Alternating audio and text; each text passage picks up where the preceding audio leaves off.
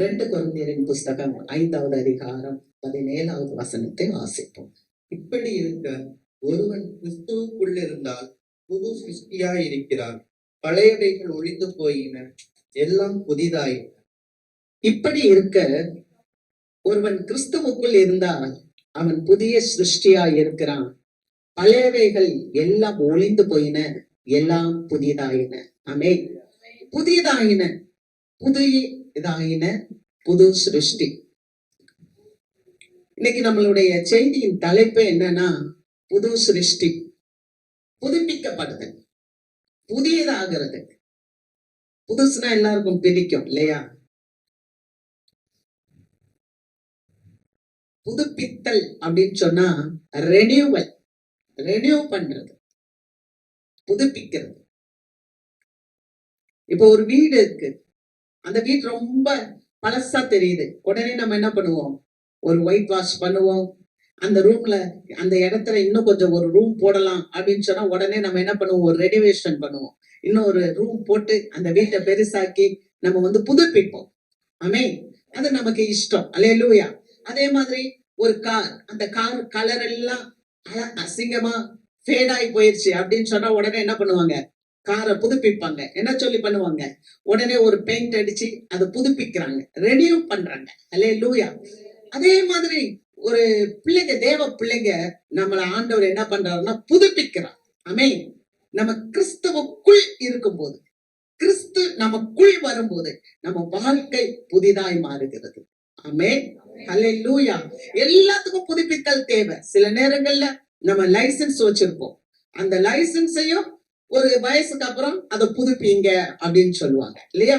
Car எல்லாம் கூட பாத்தீங்கன்னா 15 வருஷத்துக்கு ஒருக்கா உடனே என்ன பண்ணணும்? அதை எஃப்சி பண்ணணும். ஆனா இப்ப 10 வருஷத்திலேயே கொண்டு வந்துட்டாங்க, இந்த ஆண்டுல இருந்து. அப்ப ரெனியூவல், ரெனியூ பண்ணுங்க.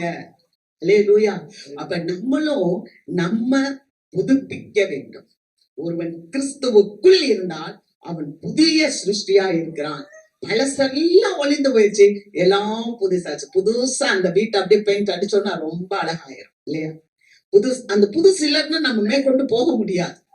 நீங்க பாருங்க, ஒரு பாஸ்போர்ட் தருவாங்க, அந்த பாஸ்போர்ட்ல அது குறித்த நாளுக்கு தான் இருக்கும். அதுக்கப்புறம் அதை நம்ம ரெனியூவல் பண்ணணும். அதை புதுப்பிக்காட்டினா அதுக்கப்புறம் நம்ம மேற்கொண்டு வெளிநாட்டுக்கெல்லாம் போகவே முடியாது.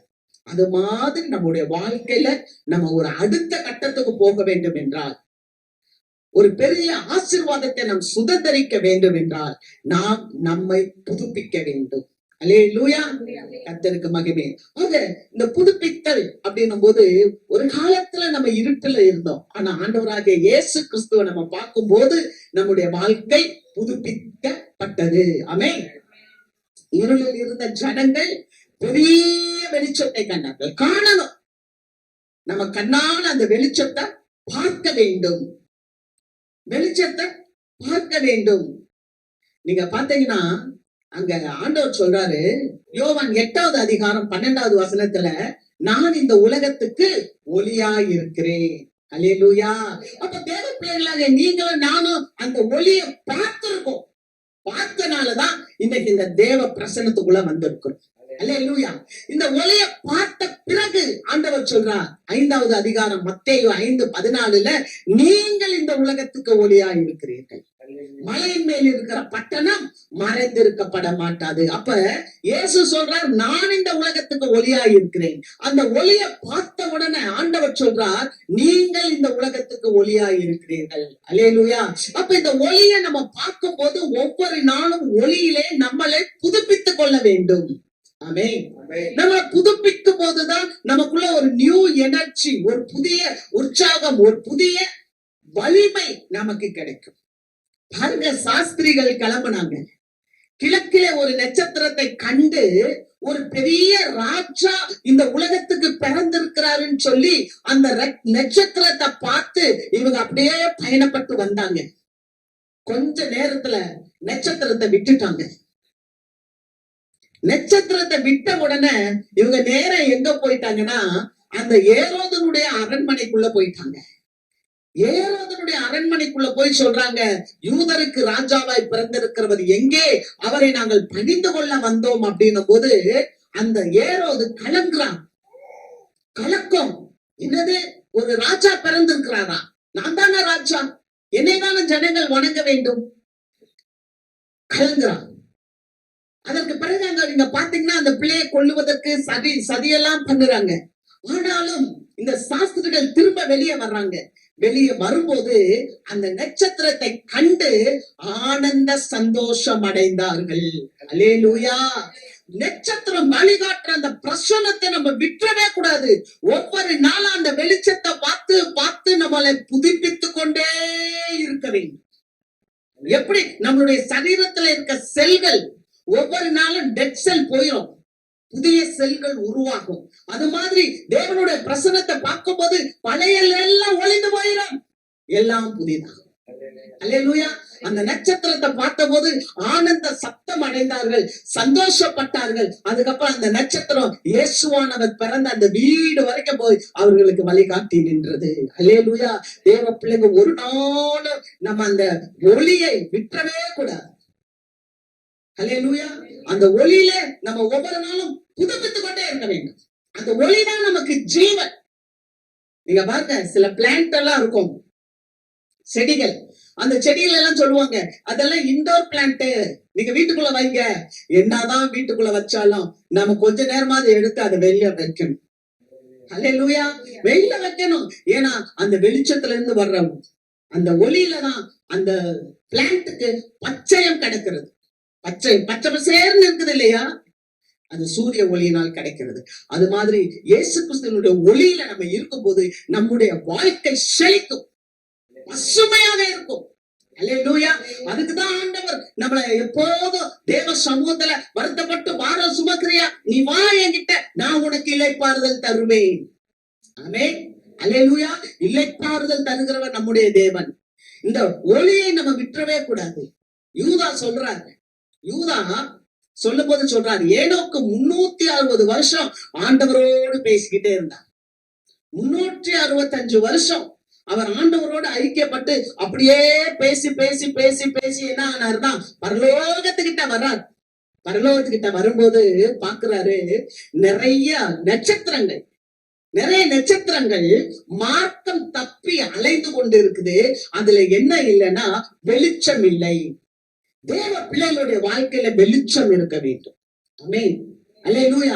எப்படி சூரியன்ல இருந்து வர்ற வெளிச்சத்தை நிலவு வாங்கி ராத்திரி விடுதோ, எப்படி சூரியனிலிருந்து வருகின்ற அந்த வெளிச்சத்தை வாங்கி இரவிலே நட்சத்திரங்கள் மின்னிக் கொண்டு இருக்கிறதோ, அது மாதிரி தேவ பிள்ளை ஆண்டவராகிய இயேசுவோடு கூட அந்த வெளிச்சத்திலே தன்னை இணைத்துக் கொண்டு புதுப்பிக்க புதுப்பிக்க புதுப்பிக்க அது மின்னிக் கொண்டே இருக்கும், அது பிரகாசித்துக் கொண்டே இருக்கும். நம்முடைய வாழ்க்கை பிரகாசமாக இருக்கும். ஆமென். கர்த்தருக்கு மகிமை. எத்தனையோ பேரை பார்த்திருக்கேன், ஆண்டவருடைய சமூகத்துல வந்து ஞானஸ்தானம் எடுத்து பின்வாங்கி போன பிள்ளைகள் எல்லாம் இன்றைக்கு நான் பார்க்கிறேன், மார்க்கம் தப்பி அலைகின்ற அந்த இருளான நட்சத்திரங்களை போல அலைந்து கொண்டு இருக்கிறார்கள். காரணம் என்ன தெரியுமா? தன்னை கிறிஸ்துவோடு, தன்னை அந்த வெளிச்சத்தோடு புதுப்பித்துக் கொள்ள மனதில்லாதபடியா அவர்கள் மனம் இருண்டு போய் காணப்படுகிறது, வாழ்க்கை இருண்டு போய் காணப்படுகிறது. ஆனால் ஆண்டவர் சொல்கிறார், ஒருவன் கிறிஸ்துவுக்குள் இருந்தால் அவன் புதிய சிருஷ்டியாயிருப்பான். அல்லேலூயா. ஒவ்வொரு நாளும் புது கிருபை, ஒவ்வொரு நாளும் புதிய ஆசீர்வாதம், ஒவ்வொரு நாளும் புதிய கனிகள், ஒவ்வொரு நாளும் புதிய நன்மைகள். அல்லேலூயா. கர்த்தர் புது நன்மையினால், புது கிருபையினால், புது கனிகளால், புது ஆசீர்வாதத்தினால் கர்த்தர் நம்மை நிரப்புவார். ஆமென். இன்னைக்கு ஒரு காரியம், கிறிஸ்துவுக்குள் இருந்தால் அவன் புதிய சிருஷ்டி, பழையவையெல்லாம் ஒழித்து போயின, எல்லாம் புதிதாயின. ஒரு புதிய வாழ்க்கையை குறித்து ஆண்டவர் நம்மோடு கூட இன்றைக்கு பேசுகிறார். அல்லேலூயா. அல்லேலூயா. ஒரு புதிய வாழ்க்கை. வாசிக்கலாம் ஏசாயாவின் புஸ்தகம் 61 அதிகாரம் 3வது வசனம்.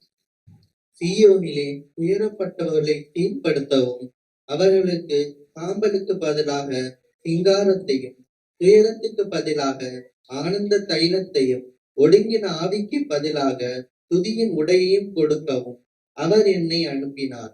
அவர்கள் கர்த்தர் தம்முடைய மகிமைக்கென்று நாட்டின நீதியின் விருட்சங்கள் எனப்படுவார்கள். சீயோனிலே துயரப்பட்டவர்களை சீர்படுத்துவதற்காக அவர்களுக்கு என்னவா? சாம்பலுக்கு பதிலா சிங்காரத்தையும், அல்லேலூயா, சாம்பலுக்கு பதிலா சிங்காரத்தை தேவன் கொடுக்கிறவர். நல்லா பாருங்க, சீயோனிலே துயரப்பட்டவர்களை சீர்படுத்த.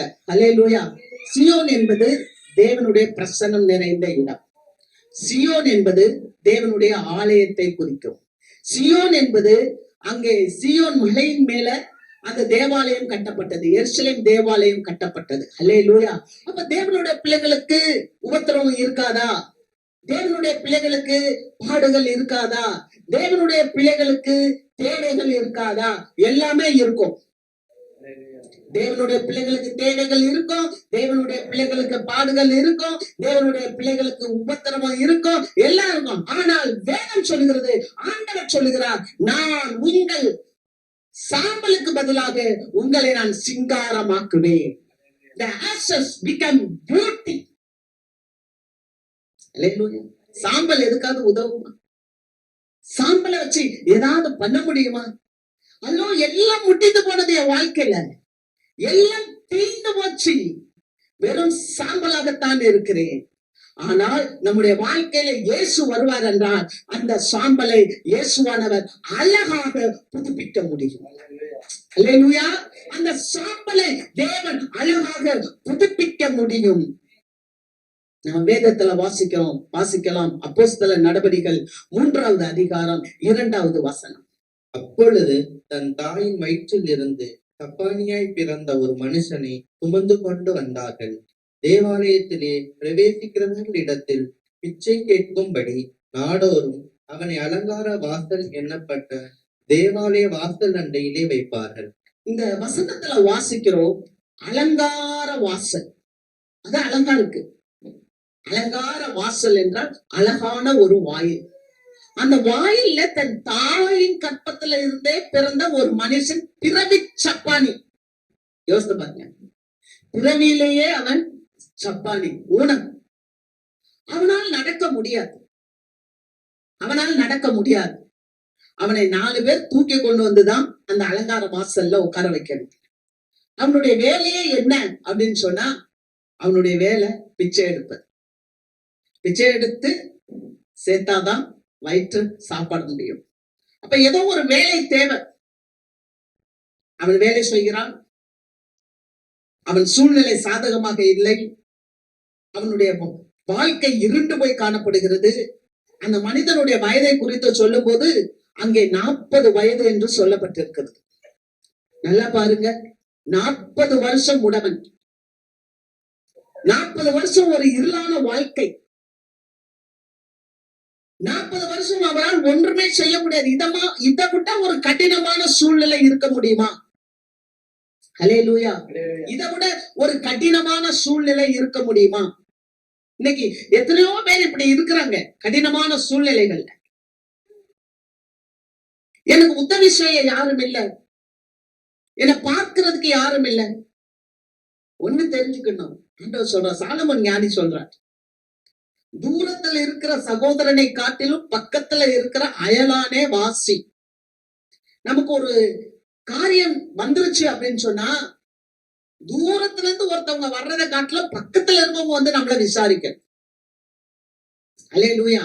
அதுக்கு நம்ம என்ன பண்ணணும்னா, ஒரு 10 பேரை சம்பாரிச்சு வச்சுக்கணும். ஆமென். பல 100 கிலோமீட்டருக்கு அந்த பக்கத்துல இருந்து நம்ம சொந்தக்காரவங்க வர்றதுக்குள்ள நம்ம பக்கத்துல, நம்ம ஊர்ல ஒரு 10 பேரை நம்ம சம்பாதிக்கணும். சாலமோன் ஞானி சொல்றார், இது ஒரு ஞானமான ஒரு காரியம். அப்ப புதுப்பிக்கணும். நம்மளுடைய வாழ்க்கையில நமக்கு உதவி செய்கிறதுக்கு ஒரு 10 பேரை நம்ம வைத்துக் கொள்வதற்கு புதுப்பிக்கணும். ஏன்னா வேதம் சொல்லுது, இயேசுவானவருக்கே மனுஷ தயவு தேவைப்பட்டுச்சு. அவர் மனுஷ தயவிலும் தேவ கிருபையிலும் வளர்ந்து விருத்தி அடைந்தார். அல்லேலூயா. எனக்கு யார் மனுஷ தயவுமே வேண்டாம், நான் மாத்திரம் என்னை பார்த்துக்கிடுவேன் முடியாது. எனக்கு பணம் இருக்க பார்த்துக்கிடுவேன் முடியாது. மனித உதவிகள் நமக்கு தேவை. அப்ப நம்ம எப்படி இருக்கணும் அப்படின்னா, நம்மளை புதுப்பிச்சு கொள்ளணும். ஒரு பண்பா, ஒரு அன்பா, எல்லாரையும் ஏற்றுக்கொள்கிற ஒரு மனப்பான்மை இருக்க வேண்டும். ஆமென். எந்த விதத்திலும் யாரும் நம்ம ஒருவருக்கு ஒருவர் பெரியவர்கள் கிடையாது. ஒரே மண்ணை எடுத்துதான் ஆண்டவர் பிசைந்து ஆதாமை உண்டாக்கினார். நீ பெரியவன், நான் தாழ்ந்தவன், நீ படித்தவன், நான் படிக்காதவன், நீ மேல் சாதி, நான் கீழ் சாதி, தயவு செய்த அவைகள் இல்லை. நம்முடைய எண்ணங்கள் தான் நம்முடைய வாழ்க்கையை மட்டுப்படுத்துமே ஒழிய ஆண்டவர் ஒரு நாளும் நம்மை மட்டுப்படுத்துகிறவர் அல்ல. அல்லேலூயா. நம்முடைய எண்ணங்கள் தான் நமக்கு வாழ்க்கையில தடைகளை கொண்டு வருகிறதே ஒழிய ஆண்டவர் நம்முடைய வாழ்க்கைக்கு தடைகளை கொண்டு வருகிறவர் அல்ல. அல்லேலூயா. இதிலே நாம் புதுப்பித்துக் கொள்ள வேண்டும். ஆமென். சில வேளைகளில் ஆண்டவர் சில காரியங்களை நமக்கு சொல்லுவார் என்று சொன்னா அந்த காரியங்களை நம்ம கேட்கிறதற்கு தயாராய் இருக்க வேண்டும். நம்முடைய உள்ளத்தை புதுப்பித்துக் கொள்ள வேண்டும். நம்முடைய செடிகளை மறுசீரமைப்பு பண்ண வேண்டும். ஒரு மனிதன் இருந்தார் பாருங்க, ஆகாப் என்கிறதான ஒரு மனிதன். அந்த மனிதன் எப்ப பார்த்தாலும் ரொம்ப ஒரு மோசமான ஒரு மனிதன் என்றுதான் அந்த வேதத்துல நம்ம வாசிக்கிறோம். ஆகாப் மன்னன் ஒரு கொடிய மன்னனாக இருந்தார். அவருக்கு ஒரு அழகான அரண்மனை இருக்கு சமாரியாவில். அந்த அரண்மனைக்கு பக்கத்துல ஒரு தோட்டம் இருக்கு, ஒரு திராட்சை தோட்டம். அது இஸ்ரேலனாகிய நாபோத்தினுடைய தோட்டம். இப்ப இந்த ஆகாப் என்ன நினைக்கிறாரோ அந்த தோட்டத்துக்கு மேல ஆசை வைக்கிறார். அந்த திராட்சை தோட்டத்தை நம்ம அப்படியே எடுத்து அதை ஒரு கீரை கொள்ளையாக்கிட்டா, கீரையெல்லாம் பயிரிட்டா நம்ம அரண்மனை பக்கத்துல இருக்கு, நல்லா பறிச்சு சாப்பிடலாமே. அதனால அந்த திராட்சை தோட்டத்தை அழித்துட்டு கீரை கொள்ளையாக்க வேண்டும் என்று சொல்லி அதை அந்த நாபோத்தினிடம் கேட்கிறார். அப்ப அந்த நாபோத்து சொல்லுகிறார், இது என் பிதாக்களுடைய சுதந்திரம், எங்கள் தகப்பனாருங்க கொடுத்த சொத்து, அதை நாங்க உங்களுக்கு கொடுக்க முடியாது அப்படின்னு சொன்ன உடனே ஆகாபுக்கு என்ன ஆகி போச்சுன்னா சஞ்சலம், தவிப்பு, அப்படியே வேதனைப்பட்டு போய் போஜனம் கூட பண்ணாம கட்டில படுத்து முகத்தை திருப்பி கொண்டான்னு இருக்கு. யோசித்து பாருங்க. இங்க ஒரு மனுஷனை கொடுத்து பாக்குறோம், சரீரத்துல சுகவீனம், சரீரத்துல முடவன், அவன் தேவாலயத்தில அலங்கார வாசல்ல படுத்து கிடக்கான். ஆனா இங்க இந்த ஆகாப் மன்னனை குறிச்சு பார்க்கும்போது எல்லாமே இருக்கு, பதவிகள் இருக்கு, பணம் இருக்கு, நாடு தேசம் எல்லாம் இருக்கு. ஆனாலும் இன்னொருத்தனுடைய சொத்தை பார்க்கும்போது அந்த சொத்து மேல நமக்கு வேணும். இப்ப ஆண்டவர் சொல்றார், இவன் கோச்சிக்கிட்டு சாப்பிடாம பத்துக்கிட்ட உடனே மனைவி சொல்றான், ஏன்பா இப்படி சாப்பிடாம இருக்கீங்க?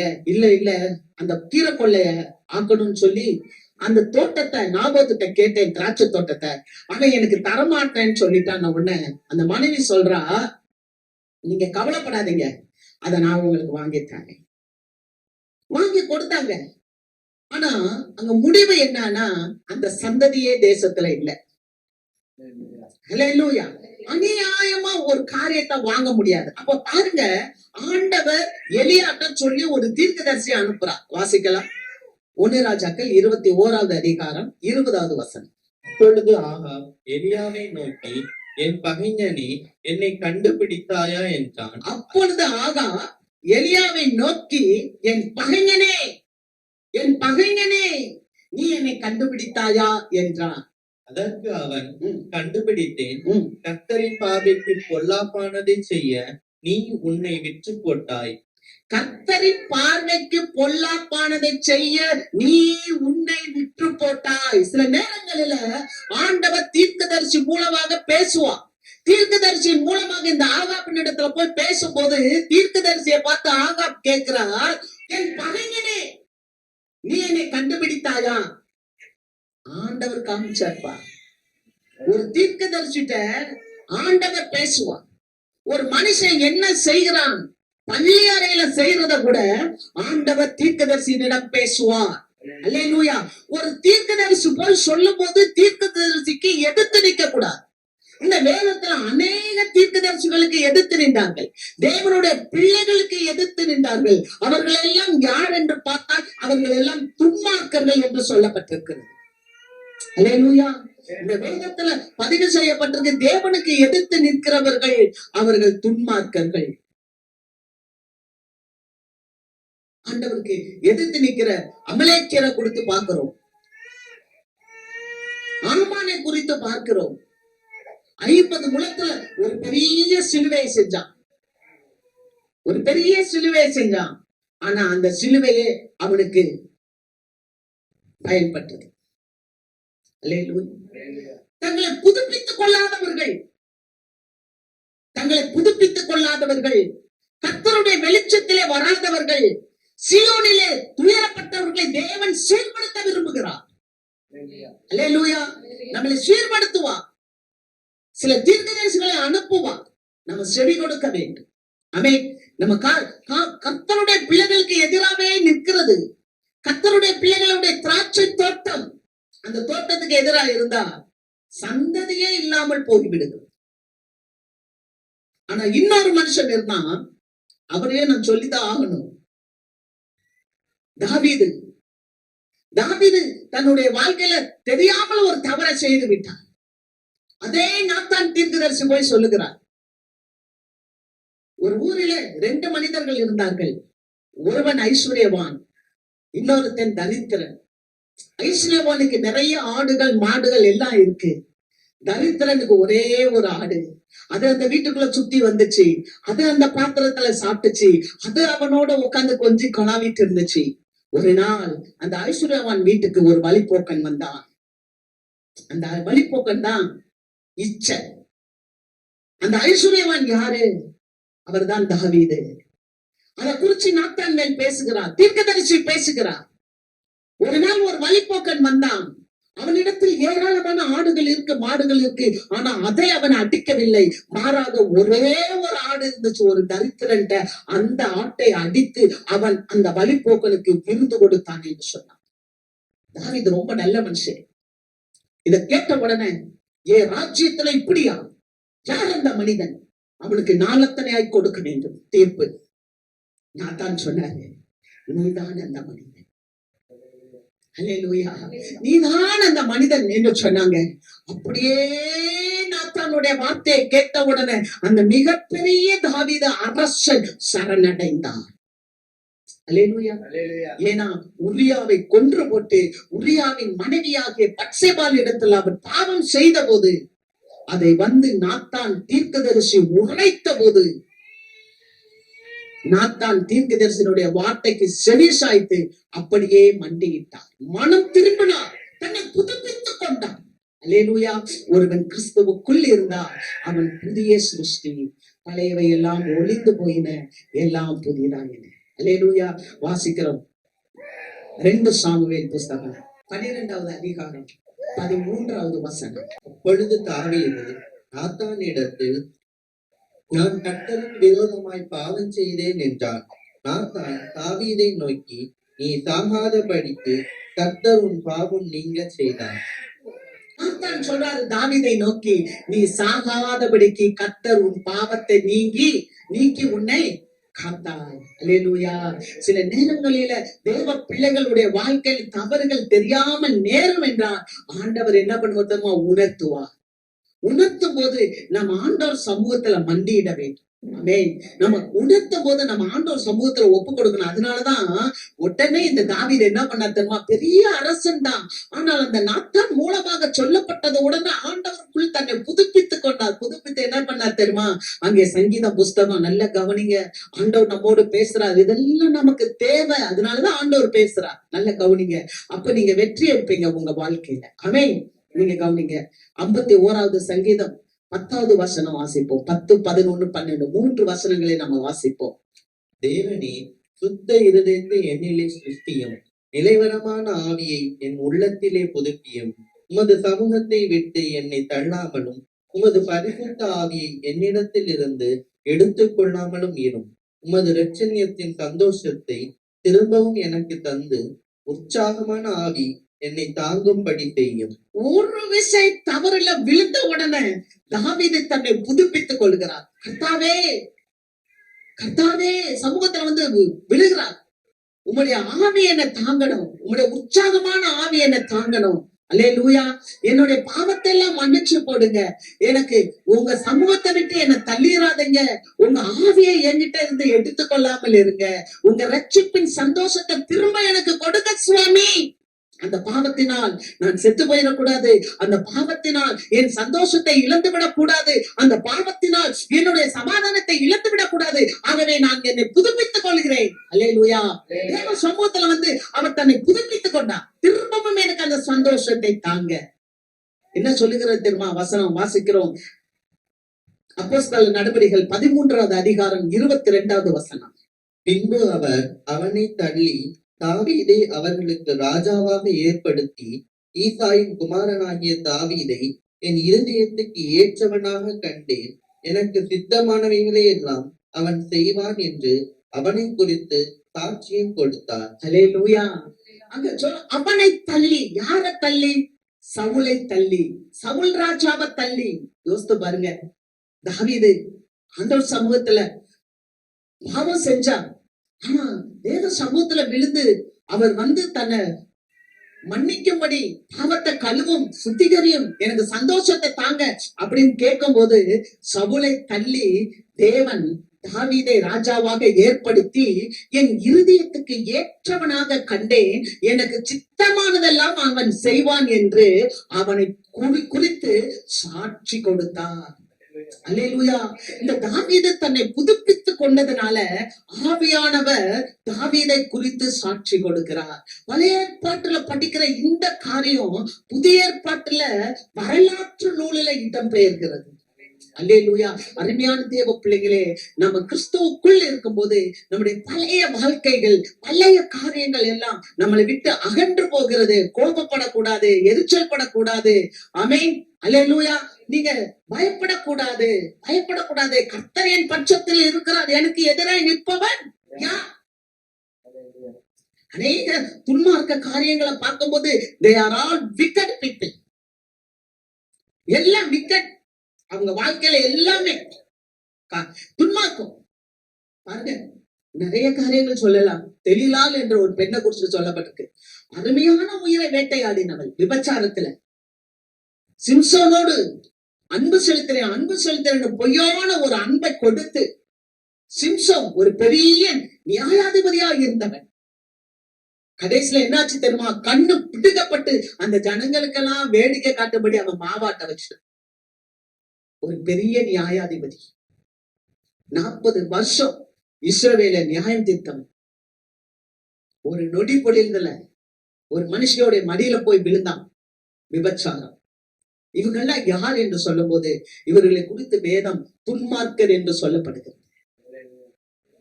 மனம் திரும்ப முடியாது. நீங்க வாசிக்கலாம் எபிரேயர் 6வது அதிகாரம் 6வது வசனம். மறுதலித்து போனவர்கள் தேவனுடைய குமாரனை தாங்களே மறுபடியும் சிலுவையில் அறைந்து அவமானப்படுத்துகிறபடியால் மனம் திரும்புகிறதற்கு ஏதுவாய் அவர்களை மறுபடியும் புதுப்பிக்கிறது கூடாத காரியம். மறுதலித்து போனவர்கள் ஆண்டவருடைய வார்த்தையை குறித்து சொல்லும் போது அதை கேட்க மாட்டோம். பகைஞனே, நீ என்னை கண்டுபிடித்தாயா என்று சொல்லி கேட்கிறவர்கள். மறுதலித்து போனவர்கள் தேவனுடைய குமாரனை தாங்களே மறுபடியும் சிலுவையில் அறைந்து, இயேசுவானவர் ஒரு முறை அறையப்பட்டார், ஓயாம அவரை அறைய முடியாது. தேவ பிள்ளைங்க பாத்தீங்களா வசனம் எப்படி இருக்கு? கீழ்ப்படியாதவர்கள், ஆண்டவருடைய சத்தத்துக்கு கீழ்ப்படியாதவர்கள் தங்களை புதுப்பிக்க முடியாது. அவர்கள் மறுபடியும் அவர்களை கிறிஸ்துவை சிலுவையில் அறைகிறபடியால் மனம் திரும்புவதற்கு ஏதுவாக அவர்களை மறுபடியும் புதுப்பிக்கிறது கூடாத காரியம். தேவனுடைய சத்தத்துக்கு செவி சாய்த்து தேவனுக்கு பயந்தவன் தான் தேவனுடைய சத்தத்தை கேட்க முடியும். அல்லேலூயா. அவன் வீழ்ந்தாலும் எழுந்து நிற்பான். அல்லேலூயா. தேவனுடைய சத்தம் கேட்டு தேவ பிள்ளைங்க தேவனுடைய சத்தத்தை கேட்டு தேவனுக்கு பயப்பட்டு தன்னை புதுப்பிக்கும் போது அவர்கள் வீழ்ந்தாலும் எழுந்து நிற்பார். அதைத்தான் தாவீது செய்தார். இருதயத்துக்கு ஏற்ற தாசன். ஆனா ஆகாபால முடியவில்லை. முழு சந்ததியும் அழியும்படி தேவன் அவனை ஒப்பு கொடுத்தார். ஏரோதை குறித்து பார்க்கிறோம். ஏரோது பயங்கரமான ஒரு துன்மார்க்கன். கிறிஸ்துவை கொலை செய்ய வேண்டும், இயேசு கிறிஸ்துவை கொலை செய்ய வேண்டும். கொலை செய்தார்கள். இன்னைக்கு அவங்க அந்த வரலாற்று பட்டியல்ல இன்றைக்கு இருக்கிறாங்களா? ஒருத்தர் கூட இல்லை. அவர்களுடைய வம்சம், ஏரோதியர் வம்சமே பூமியில் இல்லாமல் அழிந்து விட்டது. எதற்காக தேவ பிள்ளைகள் தங்களை புதுப்பித்துக் கொள்ள வேண்டும்? எதற்காக தங்களை புதுப்பித்துக் கொள்ள வேண்டும்? தேவனுடைய ஆசீர்வாதத்தை பெற்றுக்கொண்டு ஆண்டவருக்கு சாட்சியாய் வாழ்வதற்கு நாம் நம்மை புதுப்பித்துக் கொள்ள வேண்டும். அல்லேலூயா. அவர்கள் வாழ்க்கை புதியதாய் இருக்கும். ஏமே நம்ம வாசிக்கிறோம் பாருங்க, அப்போஸ்தலர் 3வது அதிகாரம் 5வது வசனம்.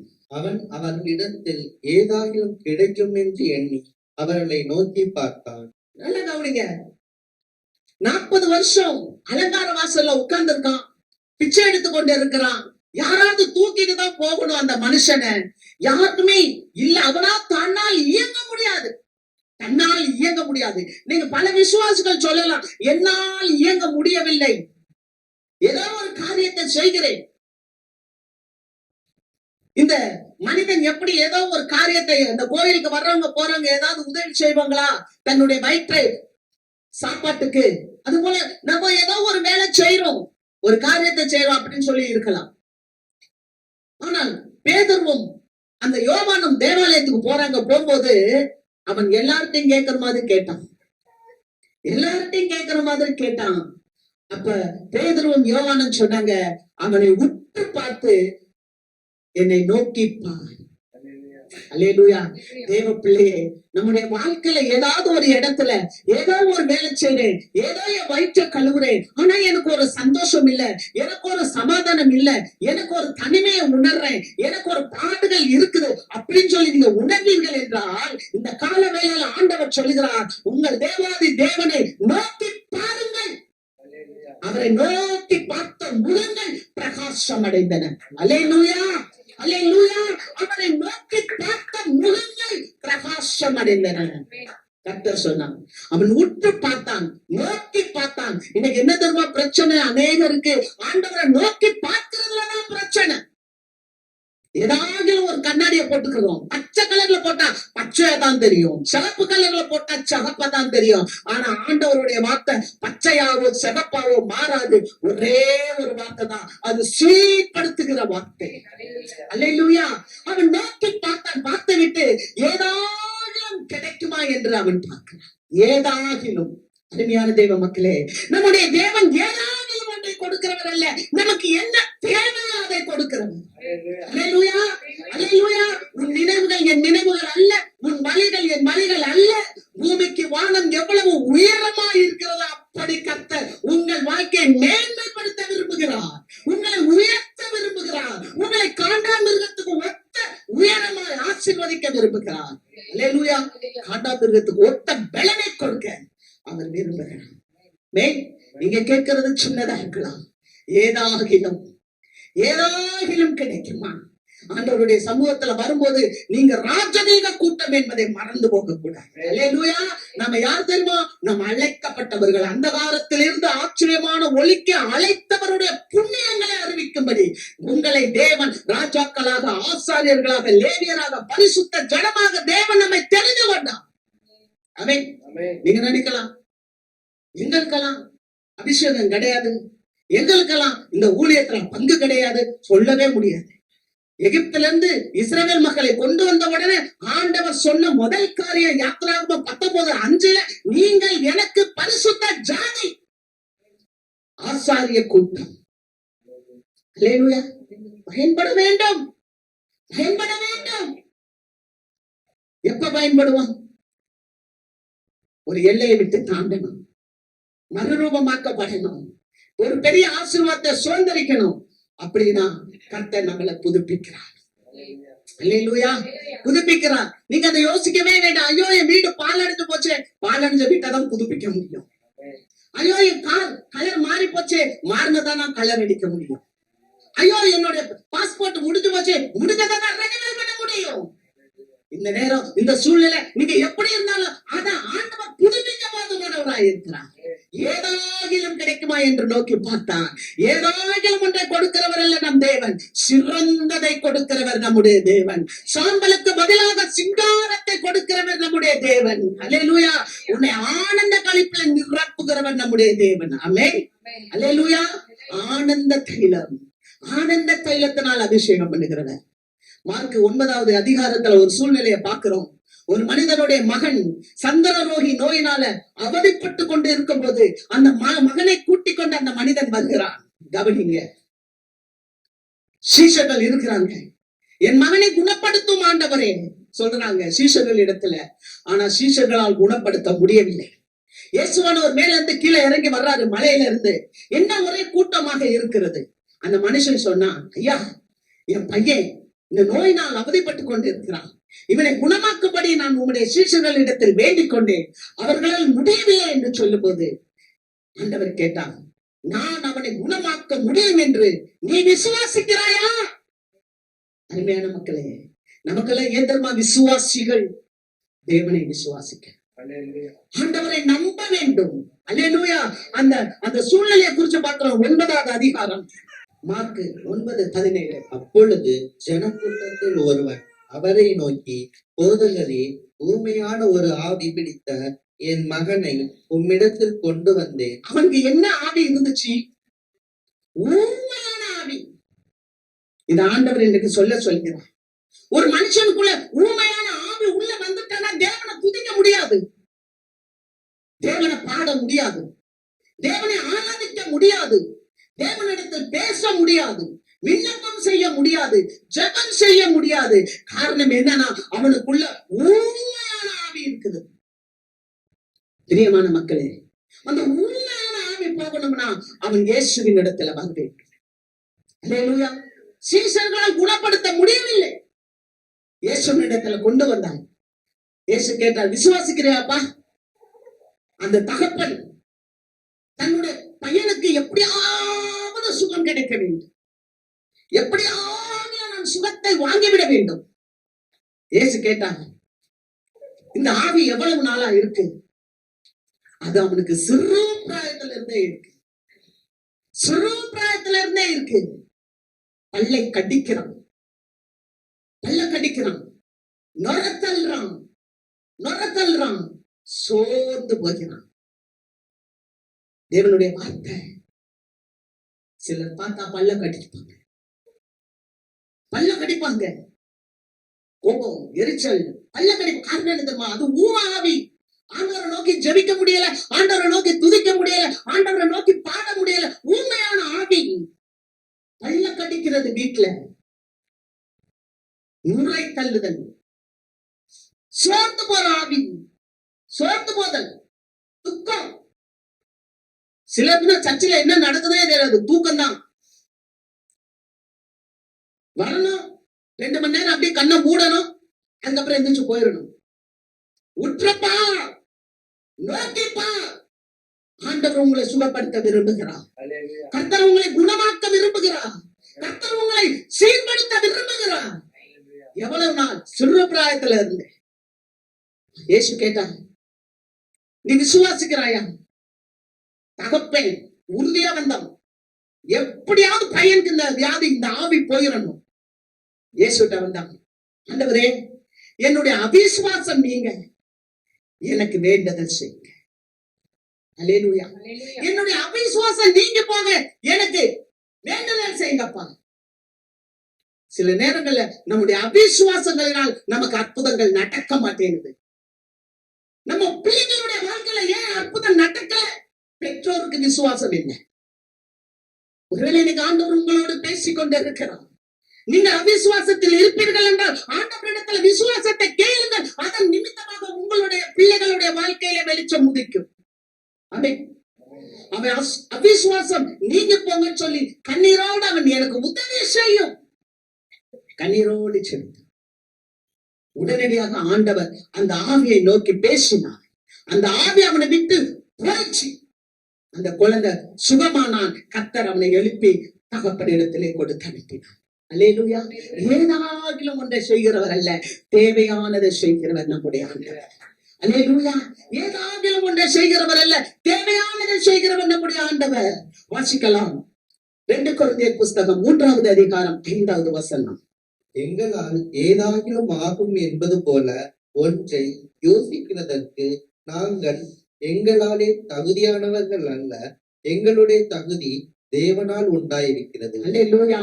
அங்கே பவுல் சொல்லுகிறார் கொரிந்தியருக்கு, எங்களால் ஏதாகிலும் ஆகும் என்பது போல ஒன்றை யோசிக்கிறதற்கு நாங்கள் எங்களாலே தகுதியானவர்கள் அல்ல, எங்களுடைய தகுதி தேவனாலே உண்டாயிருக்கிறது. அல்லேலூயா, அல்லேலூயா. இங்க பேதுருவும் யோவானும் தேவாலயத்துல கட்டத்து போகும்போது உற்றப்பா, நோக்கிப்பார், பார்க்கும்போது சொல்றாங்க ஏதாகிலும் செய்யும். என்ன சொன்னாங்க தெரியுமா? வாசிக்கலாம் 3வது அதிகாரம் அப்போஸ்தலர் 3:7. வலது கையினால் அவனை பிடித்து தூக்கிவிட்டான். வலது கையினால் அவனை பிடித்து தூக்கி எடுத்தான். உடனே அவனுடைய கால்களும் கரடுகளும் பலன் கொண்டது. உடனே அவனுடைய கால்களும் கரடுகளும் பலன் அடைந்தது. அல்லேலூயா. இது எங்களால் ஆகிறது அல்ல, இது தேவனுடைய மக்களால் ஆகிறது அல்ல, தேவனுடைய பலனால் ஆகிறது. அல்லேலூயா. அவருடைய சீஷர்கள் போகும்போது ஒரு இடத்துல சீஷர்களால பிசாசை துரத்த முடியல, ஆனால் இன்னொரு இடத்துல அவருடைய பலனால் இங்கே அந்த சப்பானியை தூக்கி விடுறாங்க. அவனுடைய கால்களும் கரடுகளும் பலன் அடைகிறது. அல்லேலூயா. இது பரிசுத்த ஆவியானவருடைய கிரியை. ஆமென். பரிசுத்த ஆவியானவருடைய கிரியை. பரிசுத்த ஆவியானவர் அவரோடு கூட இருந்தபடியினால், இயேசுவிடத்துல எப்படி பரிசுத்த ஆவியானவர் இருந்தபடியினால் அவர் நன்மை செய்கிறவராய் சுற்றி இருந்தாரோ, அதே போல அந்த தேவனுடைய சீஷர்கள் பரிசுத்த ஆவியினால் நிரப்பப்பட்டு முதலாவதாக தேவனுடைய ஆலயத்துக்கு போகும்போது அங்கே 40 வருஷம் இந்த சப்பானிக்கு சுகம் கொடுத்தார். அவன் அப்படியே தூக்கி எழுப்பி விட்டான். அவனுடைய கால்களும் கரண்டுகளும் பலன் அடைந்தன. ஆமென். அல்லேலூயா. ஒருவன் எப்ப அந்த பலன் இருக்கும்? கடந்த வாரத்துல நம்ம பார்த்தோம். கர்த்தருக்கு காத்திருக்கிறவர்கள் புது பலன் அடைந்து சொட்டைகளை அடித்து உயரை பறிப்பார்கள். அல்லேலூயா. அல்லேலூயா. வசனத்தை வாசிக்கிறோம். அப்போஸ்தலர் 1:8, நீங்கள் இங்க இருந்து போகாதீங்க, உன்னதமானவருடைய பலன் உங்க மேல வரும், பரிசுத்த ஆவியானவர் உங்களிடத்தில் வரும்போது நீங்கள் பலன் அடைவீர்கள். 40 வருஷம் வாழ்க்கப்பா, 40 years. யாராதான் தூக்கிட்டு போனோம்? லைஃபே பிக்சர். எதாவது கேட்டு ஒண்ணும் செய்ய முடியாது. அம்மா வயிற்றிலிருந்து பறக்கும் போதே இதெல்லாம் யாருப்பா கொடுப்பா? இப்படிப்பட்ட சுகத்தை யார் கொடுக்க முடியும்? இந்த உலகத்துல எவ்வளவு கோடி வச்சிருந்தாலும் இந்த சுகத்தை பெற்றுக்கொள்ள முடியுமா? இந்த சுகத்தை ஒரே ஒருத்தர் தான் கொடுக்க முடியும். பரிசுத்த ஆவியானவருடைய கிருபையினாலே ஆவியானவர் தேவன் நமக்கு கொடுக்க முடியும். அல்லேலூயா. ஆண்டவர் தான் கொடுக்க முடியும். 40 வருஷம் வாழ்க்கை வெளிச்சத்துக்கு வந்துருச்சு. ஒரு புதிய சிருஷ்டி, ஒரு புதுப்பித்தலின் வாழ்க்கை, ஒரு புதுப்பித்தலின் வாழ்க்கை. அல்லேலூயா. கர்த்தர் இன்றைக்கு ஆண்டவர் சொல்லுகிறார், உங்க வாழ்க்கையில நீங்க ஏதாவது நினைச்சிட்டு இருக்கிறீங்களா? நீண்ட நாட்கள் அல்லது பல ஆண்டுகள் என்னுடைய வாழ்க்கையில ஒரு இருள் இருக்கிறது, என் வாழ்க்கையில ஒரு காரியம் இருக்கிறது, நான் எழுந்து பிரகாசிக்க முடியவில்லை, நான் கர்த்தருக்காக ஒளி கொடுக்க முடியவில்லை, நான் கர்த்தருக்கு பிரயோஜனமா இருக்க முடியவில்லை, ஏதோ ஒண்ணு என்னை பட்டு அழுத்திக் கொண்டு இருக்கிறது என்றால், பரிசுத்த ஆவியானவர் இப்பொழுது உங்களுக்குள்ளாக இறங்கி கொண்டே இருக்கிறார். உங்களுடைய கால்களும் உங்களுடைய கரடுகளும் பலனடையும்படி தேவன் ஊற்றப்பட்டு கொண்டு, தேவ ஆவியானவர் உங்கள் மீதில ஊற்றப்பட்டு கொண்டே இருக்கிறார். நான் விசுவாசிக்கிறேன். அல்லேலூயா. அல்லேலூயா. கர்த்தர் உங்களை புதுப்பித்துக் கொண்டே இருக்கிறார். 61:3 மீண்டும் வாசிப்போம். ஏசாயா 61:3. சீயோனிலே துயரப்பட்டவர்களை தீர்ப்படுத்தவும், அவர்களுக்கு சாம்பலுக்கு பதிலாக சிங்காரத்தையும், துயரத்துக்கு பதிலாக ஆனந்த தைலத்தையும், ஒடுங்கின ஆவிக்கு பதிலாக துதியின் உடையையும் கொடுக்கவும் அவர் என்னை அனுப்பினார். அவர்கள் கர்த்தர் தம்முடைய மகிமைக்கென்று நாட்டின நீதியின் விருட்சங்கள் எண்ணப்படுவார்கள். துயரத்துக்கு பதிலாக ஆனந்த தைலம். துயரம் மாறிடுச்சு, ஆனந்தம். கைகளுக்கும் கால்களுக்கும் கரடுகளுக்கும் பலன் வந்துச்சு, ஆனந்தம். இப்ப அடுத்து என்ன செய்யறார்? வாசிக்கலாம். அப்போஸ்தலர் 3:8. அவன் குதித்து எழுந்து நின்று நடந்தான். நடந்து குதித்து தேவனை துதித்துக் கொண்டு அவர்களுடனே கூட தேவாலயத்திற்குள் பிரவேசித்தான். அவன் குதித்தான், எழுந்தான், அவன் நின்றான், அவன் நடந்தான், அவன் குதித்து எழுந்து நடந்து அவன் தேவாலயத்துக்குள் சென்றான். அல்லேலூயா. தேவாலயத்துக்குள்ள அவங்களோட உள்ள போயிட்டான். தேவாலயத்துக்குள் அவர்களோடு கூட தேவாலயத்துக்குள் போன தேவனை துதித்து கொண்டு, கார்மெண்ட் ஆஃப் பிரைஸ், துதியின் ஆடையை உணிந்து கொண்டான், உடுத்தி கொண்டான். அல்லேலூயா. ஒட்டுங்கின ஆவிக்கு பதிலாக துதியின் ஆடை. துதியின் ஆடை. உண்மையான ஆவி போயும். அல்லேலூயா. துதியின் ஆடை அப்படியே வாசல்ல வெளியில இருந்தவன் இப்ப உள்ள போயிட்டான். அல்லேலூயா. ஐயா, நம்ம எப்ப உள்ள வர போறோம்? பிரகாரத்திலே உட்கார்ந்துடுறோம். பிரகாரத்துல என்ன இருக்கு? தேவாலயத்தின் பிரகாரத்துல கால் கழுவுற தண்ணி, ஒரு பலிபீடம், நடுவுல பரிசுத்த ஸ்தலம், அதுல என்ன இருக்கு? கொஞ்சம் அப்பம். தேவனுடைய தூப பீடம் அங்க இருக்கு. அதைய பார்த்துட்டு ரிலாக்ஸ் ஆகும். ஆனா அதையும் தாண்டி உள்ள வரணும். மகா பரிசுத்த ஸ்தலத்துக்குள்ள வரணும். தேவனுடைய ஆலயத்துக்குள்ள வரணும். துதித்து கொண்டு தேவனுடைய ஆலயத்துக்குள்ள வரும்போதுதான் அங்கே என்ன இருக்கு தெரியுமா? அங்கே சந்தோஷம் இருக்கு. அல்லேலூயா, அல்லேலூயா. அந்த சந்தோஷம் எப்ப இருக்கு? கிறிஸ்துவுக்குள் மகிழ்ச்சியாய் இருப்பதே நமது பலன். நம்ம இந்த பலத்தை பெற்றோம். நீங்க எப்ப உள்ள வர்றீங்களோ அப்பதான் அங்க பாலும் தேனும் ஓடுகிற அந்த விசாலமான தேசத்துக்குள்ள வர முடியும். ஏதோ எங்க இருந்தா ஒரு மண்ணா விழுகுதா, இந்த 40 வருஷம் இங்க வந்து ஏதோ ஒண்ணு விழுகுதா, இங்க காடை வந்துச்சா, இங்க தண்ணி வந்துச்சா, அது அல்ல. அது வனாந்தர வாழ்க்கை. அதையும் தாண்டி செழிப்பு கானானுக்குள்ளே இருக்கிறது. கானானுக்குள்ளே செழிப்பு இருக்கிறது. தேவாலயத்துக்குள்ள வரும்போதுதான், அங்க வரும்போதுதான் நீங்க நல்ல பழங்களை சாப்பிட முடியும், பாலை குடிக்க முடியும். ஆமென். நலமும் விசாலமான தேசம். அங்க என்ன இருக்குன்னா அங்க பாலும் தேனும் இருக்கிறது. பாலும் தேனும் இருக்கிற தேசத்துக்குள்ளாக நாம் கடந்து வர வேண்டும். அல்லேலூயா. ஒடுங்கின ஆவிக்கு பதிலாக துதியின் உடையை அவன் பெற்றுக்கொண்டான். இத பார்த்த உடனே அவன் துதித்துக் கொண்டே இருக்கிறான். 9வது வசனத்துல துதித்துக் கொண்டே இருக்கிறான். துதிக்கும் போது அங்க பாக்குறவங்க எல்லாரும் 10வது வசனத்துல பிரமித்தார்கள். வசனத்தை வாசிப்பா 10. தேவாலயத்தின் அலங்கார வாசல் அண்டையிலே பிச்சை கேட்க உட்கார்ந்திருந்தவன் இவன்தான் என்று அறிந்து அவனுக்கு சம்பவித்ததை குறித்து மிகவும் ஆச்சரியப்பட்டு பிரமித்தார்கள். 40 வருஷம் தேவாலயத்தின் வாசல் அண்டை இருந்து பிச்சை கேட்டவன் இவன்தான். இவனுக்கு எப்படி இப்படி ஒரு சம்பவம் நடந்தது என்று அவர்கள் என்ன பண்ணாங்களாம்? ஆச்சரியப்பட்டார்கள், பிரமித்தார்கள். அல்லேலூயா. கர்த்தர் நமக்கு செய்கிற அற்புதங்களை, அதிசயங்களை பார்த்து ஜனங்கள் ஆச்சரியப்பட்டு பிரமிப்பார்கள். ஆமென்.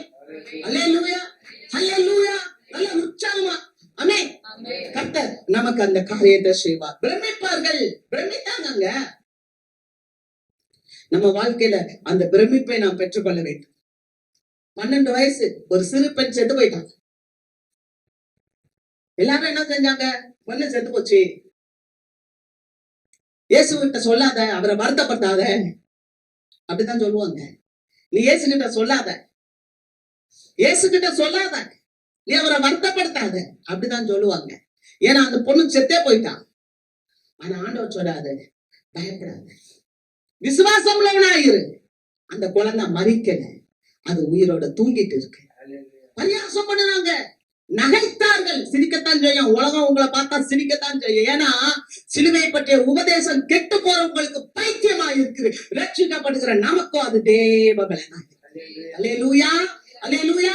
இயேசுவானவரை பார்த்து எல்லாரும் நகைத்தார்கள். ஆண்டவர் உள்ள போனார். நகைச்சவனா வெளியே தள்ளிட்டார். உள்ள போய் சிறுவனை எந்திரி, உயிரோட அந்த குழந்தை எந்திரிச்சிட்டார். தகப்பன்ட்ட கொடுத்த எல்லாரும் பிரமித்தார்கள். அல்லேலூயா. மரித்து போன குழந்தை 12 வயசு எந்திரிச்சிருச்சேப்பா. பிரமிப்பு. ஏசாமிக்கு 12 வயசு தாங்க. 12 வயசு தான். ஊருக்கு போனாங்க அப்பா அம்மாவோட. ஆனா அவர் ஆலயத்தை பார்த்தோம்னா திரும்ப வரல. அம்மா அப்பா கூட ஆலயத்திலே இருந்துட்டாரு. 2 நாள் அம்மா அப்பா தூரமா வந்துட்டாங்க. இதுக்கப்புறம் பாக்குறாங்க, எங்கடா நம்ம பிள்ளைய காணா. 2 நாள் நடந்து வந்துட்டு பிள்ளைய காணா, இயேசுவை காணா. இயேசுக்கு 12 வயசு. அவர் எங்க பிள்ளைய காணான்னு திரும்ப எருசலேமுக்கு போறாங்க. தேவாலயத்துல பெரிய பெரிய அறிஞர்களோட பிள்ளை உட்கார்ந்து சம்பாஷணை பண்ணி கொண்டு இருக்கிறார். அல்லேலூயா. அவருடைய வார்த்தைகளை கேட்டு அங்க இருக்கிற பெரிய ஞானிகள், பெரிய ஆட்கள் எல்லாம் பிரமித்தார்கள். அல்லேலூயா. நம்முடைய பிள்ளைங்க சின்ன பிள்ளையா இருந்தாலும் தேவன் அருளுகிற ஞானத்தினால் நிரப்பப்படும் போது நம்முடைய பிள்ளைகளை குறித்து பிரமிப்பார்கள். அல்லேலூயா. புதுப்பிக்கப்படுவார்கள். நம்முடைய பிள்ளைகள் புதுப்பிக்கப்படுவார்கள். அல்லேலூயா, அல்லேலூயா. ஒரு புது ஜீவனை பெற்றுக்கொள்வார்கள். கர்த்தருக்கு மகிமை. அப்போஸ்தலர் 10:46 வாசிக்கும் போது பிரஜாதிகளுக்கு வார்த்தைகளை கொடுக்கும்படி பேதுரு போனார். எல்லாருக்கும் பரிசுத்த ஆவியானவர் தண்டருல படுகிறதை பார்த்த போது பிரமித்தார்கள். இதுவரை பேசாதவன் பேசுறானே, இதுவரை ஊமையா இருந்தவன் துதிக்கிறானே, பிரமிப்பு. அல்லேலூயா. கர்த்தர் ஒரு புதிய சிருஷ்டியாய் மாற்றும் போது அங்க என்ன வருகிறதுனா பிரமிப்பு. அல்லேலூயா.